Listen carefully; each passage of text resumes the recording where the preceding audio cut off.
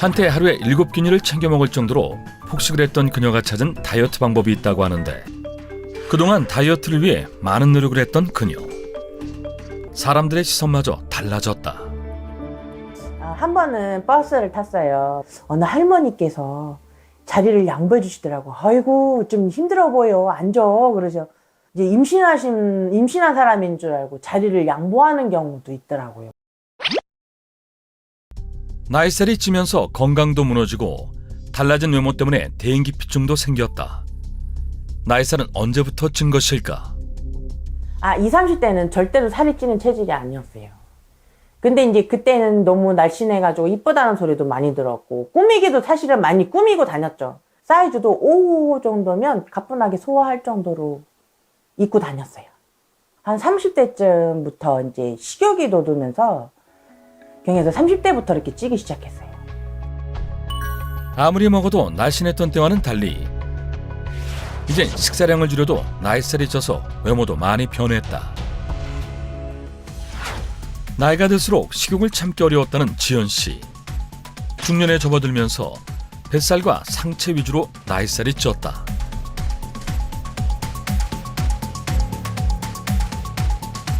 젊은 시절에 비해 약 30kg 불어난 몸무게, 고도비만이다. 상체에 뱃살이 많이 찌다 보니 허리둘레는 약 41인치를 기록했다. 아우 힘들어. 아우 발 시려.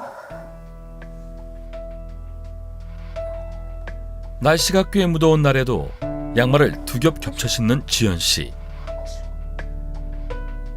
근데 양말은 왜 또 신으시는 거예요? 양말이야. 갱년기가 와서 가끔씩 손하고 발이 시려워요. 그래서 이제 양말을 좀 두껍게 신고 다녀요. 나이살이 찐 후 건강도 많이 나빠졌는데 갱년기까지 겹치면서 몸이 많이 힘들다. 그래도 할 건 해야지. 더 이상 찌는 나이살을 방치할 수 없기에 시작한 운동. 하지만 나이살이 찐 후 체력이 떨어지고 아무것도 하기 싫다 보니 나이살은 더 찌고 갈수록 악순환이다. 힘들어. 더 못하겠다. 몸이 살이 찌고 나서부터는요, 이 운동을 한 1분에서 3분 이상을 못하게 되더라고요. 그래서 이제 걷기라도 해보자. 유산소 운동이 되게 또 유행을 해가지고, 걷기 운동을 이제 하루에 이제 한 2km를 천천히 걸었어요. 사실은 천천히 걸었는데 한 일주일을 했더니 발목이 이렇게 탱탱 부었더라고요. 그래서 이제 가까운 이제 병원에 가서 여쭤보니까 이게 제가 몸을 지탱할 수가 없어가지고 이게 발목이 부은 거라고 하루에 한 30분 정도만 운동하라고 조언을 해주시더라고요. 그래서 그다음부터는 심한 운동을 잘 안 해요. 나이살이 찌면서 불편한 점들이 많이 생겼다. 특히 맞는 옷이 점점 없어지고 사람들의 시선마저 달라졌다. 한 번은 버스를 탔어요. 어느 할머니께서 자리를 양보해 주시더라고. 아이고 좀 힘들어 보여, 앉아. 그러죠. 이제 임신한 사람인 줄 알고 자리를 양보하는 경우도 있더라고요. 그래서 그때 처음 알았어요. 내가 살이 많이 찌긴 쪘구나라고. 사실 여자잖아요. 여잔데 아무리 살이 쪄도 이제 상대방이 보았을 때 임신한 정도, 살이 너무 쪄도 힘들어 보인다라고 상대방이 생각했을 때는 사실 저 자신도 힘들긴 한데, 그 정도로 내가 보여진다는 게 좀 사실은 창피했어요. 그날 오후 예. 하루 일과 중 가장 설레는 순간.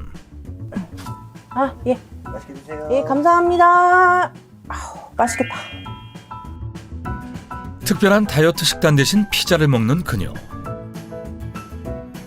한때 하루에 7끼니를 챙겨 먹을 정도로 폭식을 했던 그녀가 찾은 다이어트 방법이 있다고 하는데, 그런데 지금 저녁 드시기에는 좀 이른 시간인데 벌써 밥 드시는 거예요? 근데 이게 첫 끼이자 마지막 끼예요. 왜요? 이게 6끼, 7끼씩 먹었잖아요. 근데 지금은 그냥 한 끼로 줄였어요. 다이어트 하려고. 하루에 한 끼 정도는 제가 먹고 싶은 거 먹고 싶어서 피자 정도는 먹어요. 걱정은 안 되세요? 걱정은 어차피 한 끼니까요. 그다지 걱정은 조금은 되긴 하는데요. 그래도 좀 괜찮아요. 그동안 다이어트를 위해 많은 노력을 했던 그녀.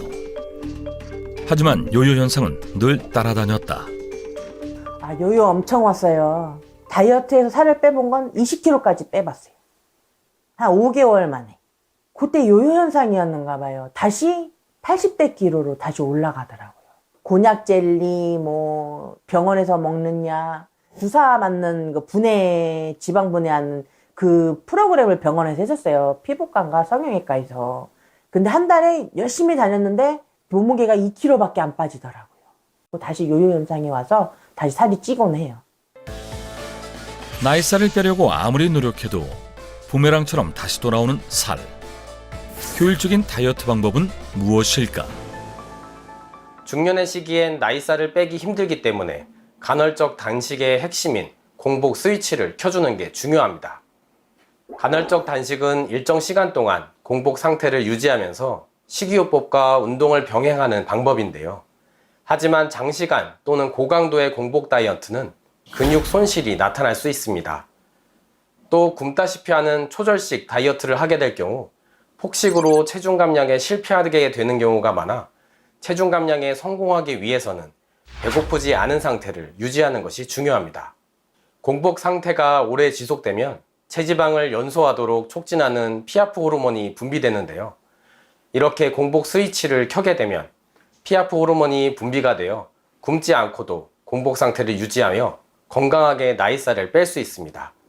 즉 피아프 호르몬 분비가 나이살의 근본적인 원인을 제거하는 공복 스위치 다이어트의 핵심이라고 볼 수 있습니다. 나이살이 찐 후 활동 반경도 점점 좁아졌다는 지연 씨. 집 근처 카페 오는 게 유일한 낙이라고 하는데 커피를 마시며 여유를 즐기던 중 갑자기 몸에 이상 신호가 감지됐다. 아우, 배 아파.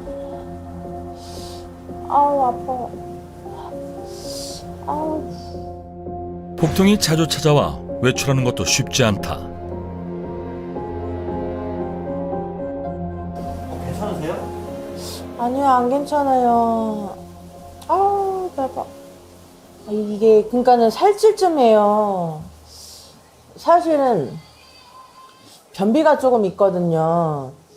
근데 변비약을 먹어도 소용이 없더라고요. 그래서 이제 물 종류를 마신다고 겸사겸사 여기 찾아오기도 하는데 이게 변비가 잘 안 나아요.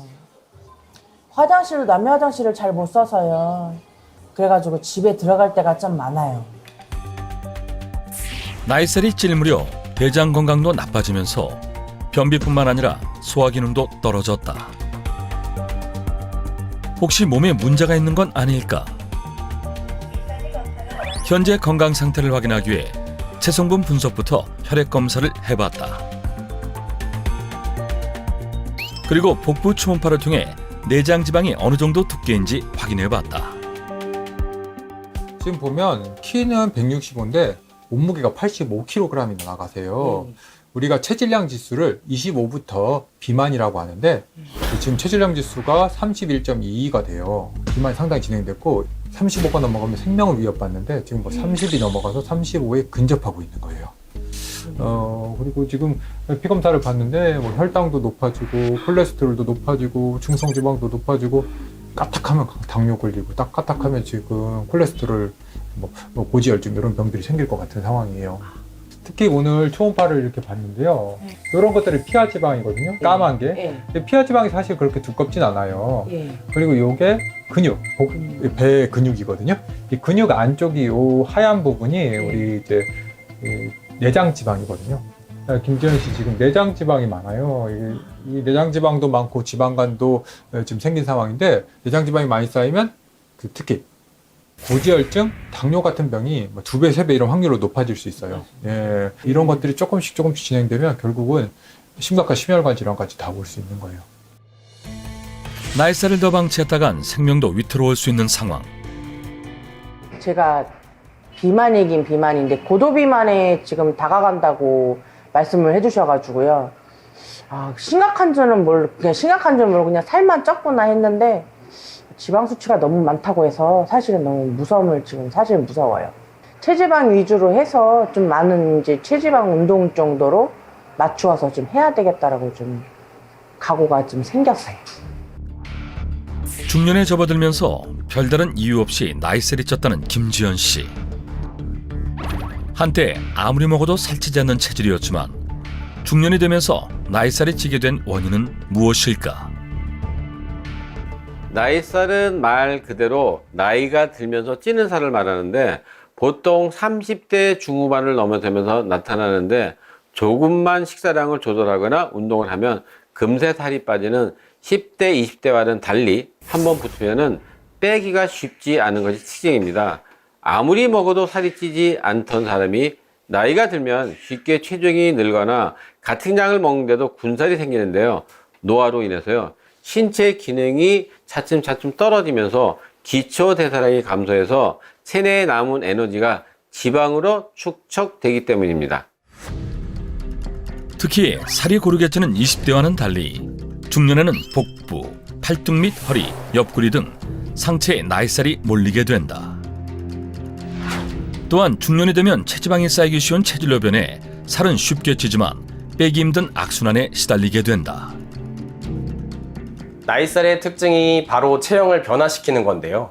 특히 뱃살, 옆구리살 등 상체인 몸통에 나이살이 집중됩니다. LPL이라고 하는 지단백질 분해 효소는 지방을 지방세포에 저장하는 역할을 하는데요. 이 효소가 많이 분포되는 부위는 살이 가장 빨리 찌고 반대로 가장 나중에 빠지게 됩니다. 그런데 이 효소가 집중되는 부위는 연령마다 달라지는데요. 젊은 여성의 경우에는 하체 쪽에 많이 분포되어 있는데 중년이 되면 복부에 집중돼서 활성화됩니다. 그래서 중년이 되면 배나 옆구리, 팔뚝 이런 데 살이 찌고 다이어트를 해서 살을 빼면 얼굴 하체부터 빠지게 되는 현상이 나타나게 됩니다.